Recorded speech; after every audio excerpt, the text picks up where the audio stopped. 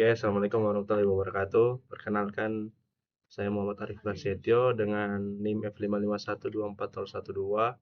Jadi pada kali ini saya akan menjelaskan yaitu tentang studi kasus peretasan situs Komisi Pemilihan Umum yaitu KPU pada tahun 2023. Saya kelompok 3 dan bersama teman saya ada Anissa Aulia Fibrina Ayunda bersama Amalia Mazahra, Alifan Nur Sintia Marsya, dan Nadia. Nah, baik. Jadi untuk ringkasan kasusnya itu, jadi pada tahun 2023, bulan November, integritas sistem informasi pemilu di Indonesia menghadapi tantangan serius dengan munculnya dugaan kebocoran 204 juta data daftar pemilih tetap atau DPT yang diperjualbelikan secara ilegal di forum dark web. Insiden ini merupakan paparan masif terhadap informasi pribadi krusial milik warga negara, mulai dari NIK dan nomor kartu keluarga hingga detail alamat lengkap serta lokasi TPS yang ada.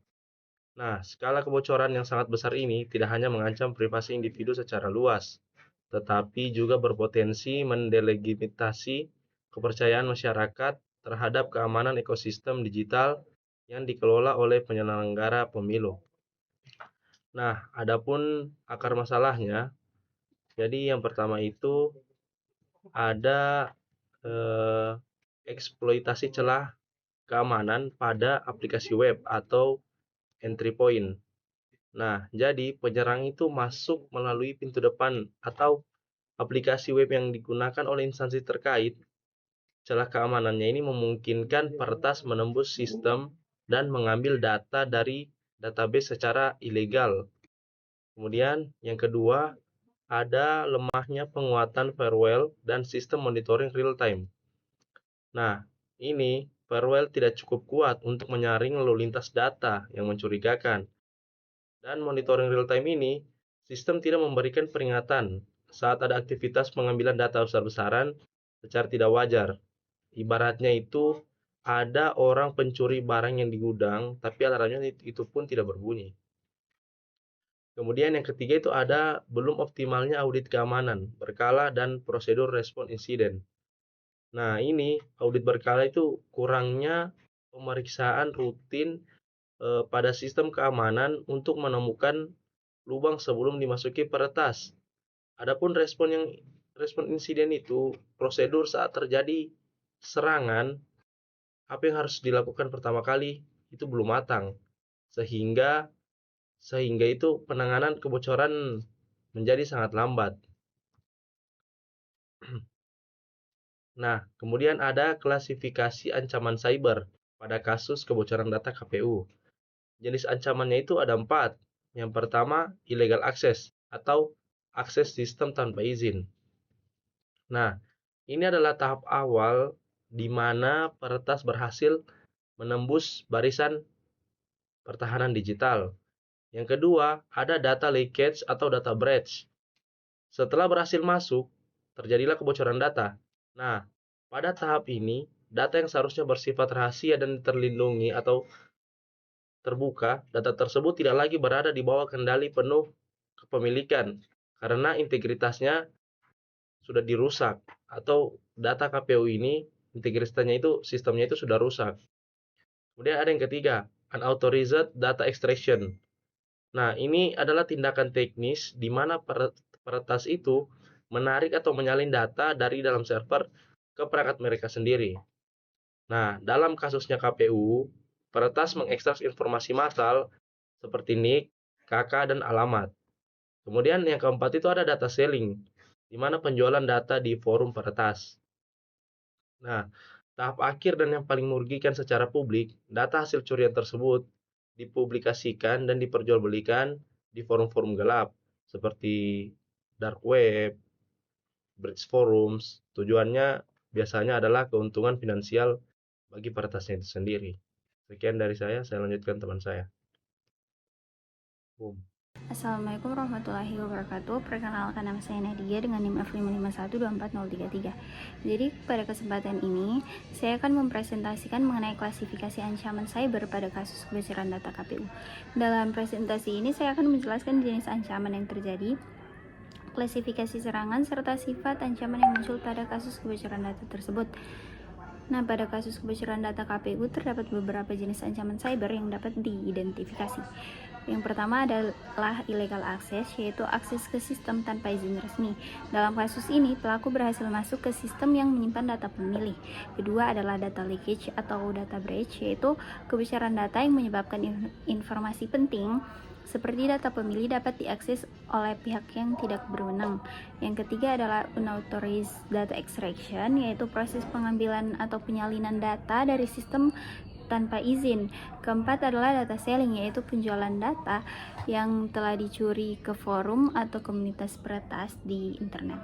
Selanjutnya passive versus active attack. Jadi kalau dilihat dari klasifikasinya, serangan ini termaksud aktif attack karena pelaku tidak hanya mengamati sistem, tetapi secara aktif melakukan penetrasi ke dalam sistem. Nah, pelaku kemudian mengakses database pemilih, mengekstraksi data, dan menggandakan informasi tersebut. Selain itu, pelaku diduga memanfaatkan celah pada sistem autentikasi untuk bisa masuk ke dalam sistem. Selanjutnya, inside versus outside attack. Jadi berdasarkan sumber pelakunya, serangan ini diklasifikasikan sebagai outside attack. Artinya serangan dilakukan oleh aktor eksternal yang tidak memiliki otorisasi resmi dalam sistem KPU. Akses ke sistem dilakukan melalui jaringan internet sehingga pelaku dapat masuk dari luar organisasi. Kemudian klasifikasi berdasarkan sifat ancaman. Berdasarkan sifat ancamannya terdapat beberapa kategori.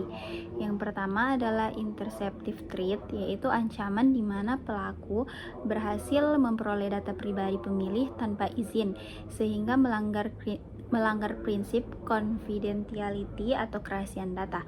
Yang kedua, manipulative threat, karena terdapat dugaan pemanfaatan celah autentikasi yang memungkinkan sistem ini dimanipulasi untuk mendapatkan akses. Yang ketiga, disruptive threat. Namun pada kasus ini tidak ditemukan gangguan layanan sistem yang signifikan. Yang keempat adalah destructive threat. Dan dalam kasus ini juga tidak ditemukan bahwa bukti pelaku menghapus atau merusak data yang ada.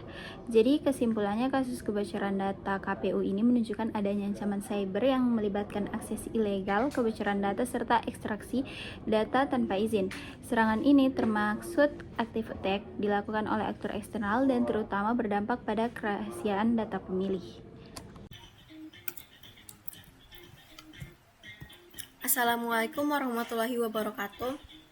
Perkenalkan, nama saya Anissa Aulia Febrina Yunda dengan NIM F551-24005. Sebelum masuk ke analisis yang lebih dalam, pada bagian ini saya akan membahas mengenai identifikasi celah keamanan yang kemungkinan dimanfaatkan dalam kasus kebocoran data pemilih KPU tahun 2023. Analisis ini berfokus pada kerentanan sistem yang digunakan dalam pengelolaan data pemilih serta hubungannya dengan konsep attack surface dalam keamanan cyber. Baik, jadi pada pembahasan yang pertama yaitu mengenai kerentanan yang dimanfaatkan.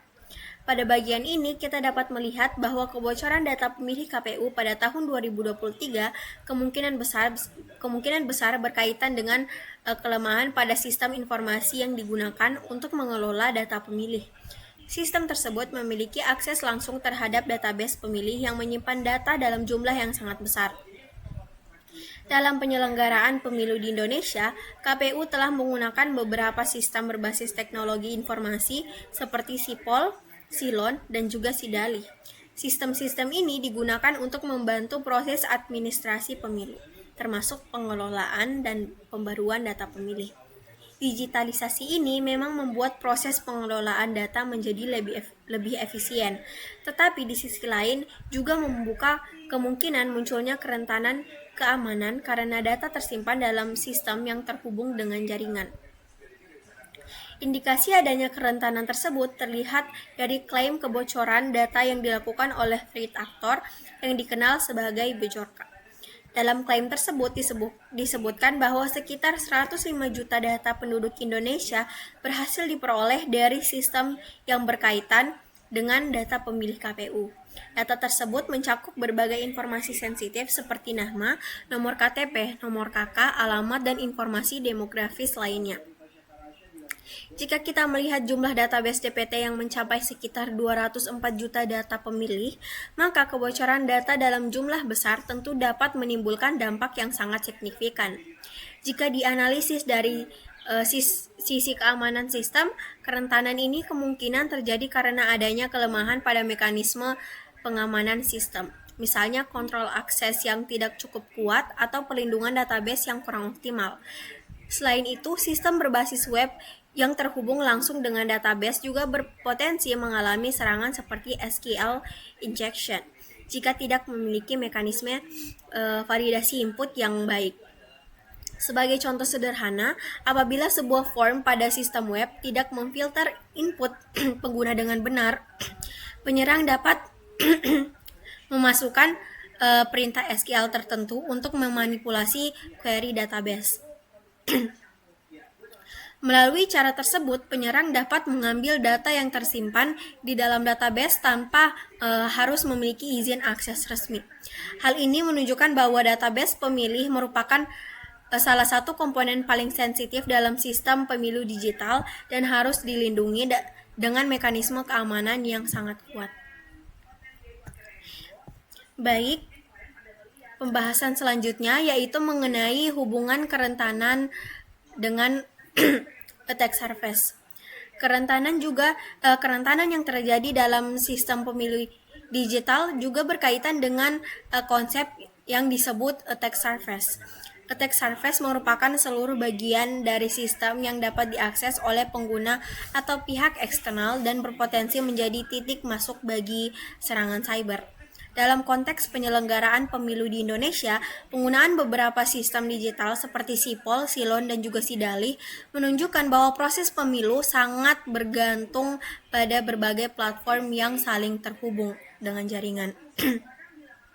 Semakin banyak sistem yang digunakan dan terhubung dengan jaringan, maka semakin luas pula attack surface yang dimiliki oleh sistem tersebut. Salah satu sistem yang memiliki risiko yang cukup tinggi adalah Sidalih.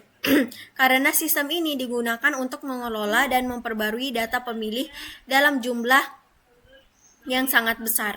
Sistem ini juga memiliki akses langsung terhadap database pemilih.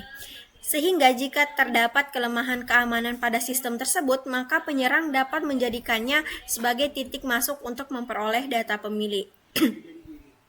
Selain itu, dalam sistem berbasis web, aplikasi web juga menjadi bagian penting dari attack surface, karena aplikasi tersebut berfungsi sebagai penghubung antara pengguna dengan database. Setiap aktivitas seperti login, pengisian data, atau pengelolaan informasi pemilih dilakukan melalui aplikasi tersebut. Sebagai contoh, jika halaman login atau form input tidak memiliki mekanisme keamanan yang memadai, maka penyerang dapat mencoba melakukan serangan seperti SQL injection atau brute force attack untuk mendapatkan akses ke dalam sistem. Apabila serangan tersebut berhasil, maka penyerang berpotensi memperoleh akses ke server atau database dan kemudian mengambil data pemilih dalam jumlah yang besar. Selain aplikasi web, komponen lain seperti server, jaringan, dan database juga merupakan bagian dari attack surface yang harus dilindungi dengan baik. Jika salah satu komponen memiliki celah keamanan, maka penyerang dapat memanfaatkannya sebagai pintu masuk untuk melakukan serangan lebih lanjut ke dalam sistem. Berdasarkan analisis tersebut, dapat disimpulkan bahwa dalam kasus kebocoran data pemilih KPU tahun 2023, sistem pengelolaan data pemilih yang terhubung dengan jaringan dan memiliki akses langsung ke database menjadi bagian utama dari attack surface. Oleh karena itu, jika sistem tersebut memiliki kelemahan keamanan, maka celah tersebut dapat dimanfaatkan oleh pihak yang tidak berwenang untuk memperoleh data pemilih dalam jumlah yang besar. Baik, sekian dari penjelasan dari saya. Penjelasan selanjutnya akan dilanjutkan oleh anggota kelompok saya. Assalamualaikum warahmatullahi wabarakatuh. Perkenalkan, nama saya Amalia Zahra, NIM F551-24010. Pada kesempatan kali ini saya akan menjelaskan terkait teknik eksploitasi yang digunakan. Nah, jadi di bagian saya ini dijelaskan bagaimana celah pada sistem keamanan di dalam Sidali. Aplikasi Sidali yang digunakan itu dimanfaatkan oleh penyerang. Nah, jadi seperti yang kita lihat di sini, penyerang itu memanfaatkan kerentanan dari aplikasi web yang terhubung dengan database. Nah, penyerang ini melakukan yang dinamakan itu SQL injection. Nah, SQL teknik ini itu terjadi ketika aplikasi atau web itu tidak melakukan validasi input dengan baik. Nah, karena tidak melakukan validasi input dengan baik, maka dia memanfaatkanlah celah tersebut lalu menggunakan teknik SQL injection dengan menyisipkan query ke dalam database. Nah, akibatnya itu dari query ini penyerang itu dapat memperoleh akses ke dalam database system. Nah, dari sinilah dia melakukan proses eksploitasi tersebut. Dia masuk ke dalam database system, lalu dia manfaatkan kesempatan tersebut untuk mengambil data di dalam database tersebut atau biasa dikenal dengan data exfiltration. Nah, data exfiltration ini tuh berarti mengambil, menyalin, mengekstrak, dan ini satu kali dilakukan dalam jumlah yang cukup besar dari dalam sistem tersebut, sehingga hal ini juga sangat-sangat berdampak ke dalam sistemnya. Nah, kita bisa lihat di sini. Jadi prosesnya itu dia lihat celah aplikasinya, lalu dia lakukan SQL injection dengan menyisipkan query ke dalam database, lalu dia melakukan data exfiltration. Nah, dari hal ini kita sama-sama bisa memahami bahwa dampaknya ini sangat besar ya. Data pemilih itu dapat diekstrak dalam jumlah yang cukup besar. Jadi pemilih itu jadi hilang kepercayaan juga. Mereka jadi ragu untuk di pemilihan kedepannya untuk memilih karena takut akan datanya yang terekspos. Terlebih lagi terkait pemilihan kita sama-sama memegang ada salah satu poin bahwa dalam memilih itu kita harus merahasiakan pilihan kita.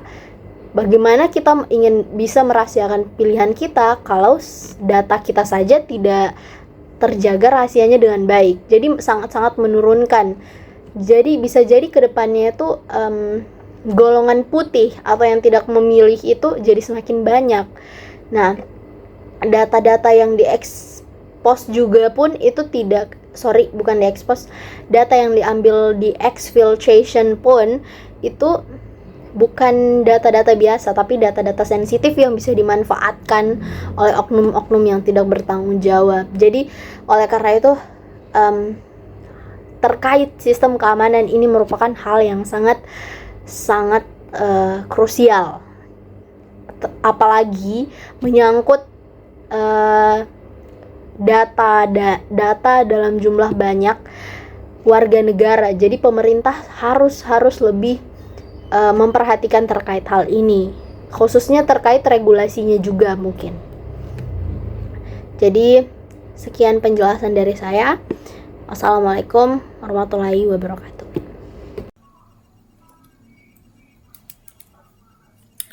Baik, Assalamualaikum warahmatullahi wabarakatuh. Perkenalkan, nama saya Alifantur Cynthia Marsha dengan NIM F551240111. Nah, jadi di sini saya akan menjelaskan terkait analisis dampak terhadap CIA pada kasus yang kami ambil, yaitu kasus peretasan sistem Komisi Pemilihan Umum atau KPU yang terjadi di tahun 2023. Nah, jadi sebelumnya saya akan menjelaskan dulu apa itu kerangka CIA. Jadi kerangka CIA itu merupakan konsep dasar dalam keamanan informasi yang digunakan untuk menilai apakah suatu sistem itu mampu menjaga kerahasiaan data, keutuhan data, serta ketersediaan layanan sistem. Nah, jadi jika kita melihat kasus kebocoran data KPU yang kami bahas di dalam jurnal yang kami pilih mengenai keamanan data pemilu di era cybercrime, Nah, peristiwa peretasan tersebut itu sebenarnya menunjukkan adanya kerentanan di dalam sistem pengolahan data yang berskala sangat besar. Nah, sistem yang dikelola KPU ini menyimpan data pemilih dalam jumlah yang sangat besar, yaitu ratusan juta orang. Nah, sehingga secara keamanan sistem informasi ini tuh seharusnya memiliki mekanisme perlindungan yang kuat dan juga berlapis. Nah, jadi pertama kita bahas dulu dari dampaknya terhadap confidentiality atau kerahasiaan data. Nah, dalam jurnal itu dijelaskan kalau misalnya data pemilih yang bocor itu mencakup data-data yang cukup sensitif seperti NIK, nomor KK, hingga data TPS. Nah, kebocoran data ini berjumlah dalam skala yang besar. Seperti ini tuh menunjukkan bahwa perlindungan terhadap akses data ini kemungkinan belum sepenuhnya optimal. Nah, karena idealnya data yang dengan tingkat sensitivitas yang cukup tinggi itu harusnya dilindungi melalui kontrol akses yang ketat dan juga enskripsi serta mekanisme autentikasi yang kuat. Jadi ketika data itu dapat diakses oleh pihak yang tidak berwenang, maka prinsip confidentiality ini tuh dalam sistem informasi dapat dikatakan kalau dia itu tidak terpenuhi. Nah, jadi selanjutnya untuk dampak terhadap integriti, ini tuh merupakan aspek yang rentan terancam. Nah, ini juga merupakan aspek yang sangat penting karena data yang tersimpan itu harus tetap konsisten dan tidak mengalami perubahan yang tidak sah. Nah, di dalam jurnal yang utama yang kami ambil itu menyinggung adanya potensi ancaman seperti manipulasi data atau peretasan terhadap sistem yang digunakan dalam proses pemilu. Walaupun tidak selalu ditemukan bukti bahwa data benar-benar diubah, nah, kemampuan peretas menembus sistem itu sudah menunjukkan bahwa mekanisme perlindungan terhadap perubahan data itu perlu diperkuat. Karena dalam keamanan informasi, integriti ini sendiri itu tidak hanya berkaitan dengan apakah data benar-benar diubah, tetapi juga apakah sistem ini memiliki mekanisme yang cukup kuat untuk mencegah perubahan yang tidak sah. Nah, kemudian kalau untuk dampak terhadap availability, jadi itu aspek yang tidak terdampak sebesar dua aspek sebelumnya, tapi ini juga tetap penting, yang dimana ketersediaan sistem bagi pengguna yang berwenang. Nah, penyelenggaraan pemilu saat ini tuh sangat bergantung pada sistem-sistem digital, yang dimana itu untuk mengolah proses administrasi. Nah, oleh karena itu sistem harus dapat diakses secara stabil dan berfungsi dengan baik ketika dibutuhkan. Nah, jika terjadi serangan cyber yang menyebabkan sistem tidak dapat diakses, misalnya akibat gangguan pada server atau serangan DOS, nah, maka proses pengolahan data dan tahapan administrasi itu jadi terganggu. Nah, hal ini menunjukkan bahwa aspek availability ini juga menjadi komponen yang penting yang harus dijaga dalam sistem informasi pemilu. Nah, jika dilihat secara keseluruhan dari ketiga aspek tadi, ini tuh saling berkaitan, yang dimana kebocoran data menunjukkan adanya kelemahan pada confidentiality, potensi manipulasi data berkaitan dengan aspek integrity, dan kemungkinan gangguan terhadap sistem itu berkaitan dengan availability. Nah, oleh karena itu, analisis menggunakan kerangka CI ini membantu menunjukkan bahwa peristiwa peretasan ini bukan hanya insiden teknis biasa, tetapi juga memberikan gambaran mengenai area keamanan sistem yang perlu diperkuat agar pengolahan data itu dapat berjalan dengan lebih aman dan juga lebih baik. Baik, sekian saja dari saya. Assalamualaikum warahmatullahi wabarakatuh. Assalamualaikum warahmatullahi wabarakatuh. Perkenalkan, nama saya Amalia Az-Zahra, NIM F5512401. Pada kesempatan kali ini saya akan menjelaskan terkait refleksi konseptual dari kasus sebelumnya. Nah, jadi setelah kita melihat bagaimana pembahasan sebelumnya terkait kasus ini, kita itu bisa sama-sama memahami ya, bahwa sistem informasi itu sangat bergantung pada bagaimana sistem keamanannya itu dirancang, khususnya developer. Nah, jadi apalagi sistem yang menyimpan data dalam jumlah besar, khususnya hal ini tuh Komisi Pemilihan Umum ya, menyimpan data-data masyarakat. tentu resikonya itu semakin tinggi karena datanya semakin besar juga tanggung jawabnya. Nah, apabila ada celah keamanan sedikit pun, itu pasti akan dimanfaatkan oleh oknum-oknum yang tidak bertanggung jawab. Nah, dari kasus ini tuh kita jadi bisa merefleksikan bahwa sistem keamanan itu harus menjadi perhatian utama ya. Nah, walaupun ya secara konsep teknik eksploitasi itu bukan hanya tentang bagaimana sistem itu diserang, tapi bagaimana oknum-oknum itu selalu memanfaatkan setiap celah keamanan, kelemahan yang ada di dalam sistem tersebut.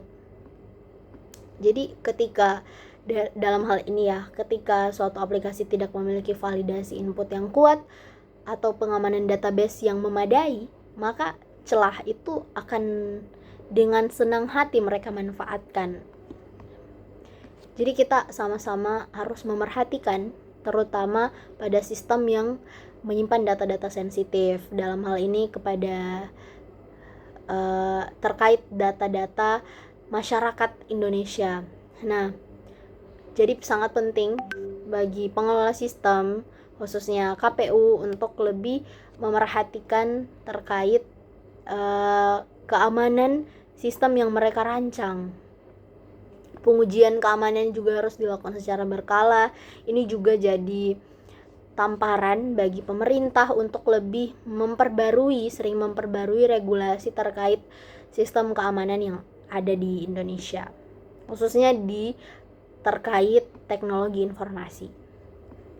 Oke, sekian dari saya. Wassalamualaikum warahmatullahi wabarakatuh.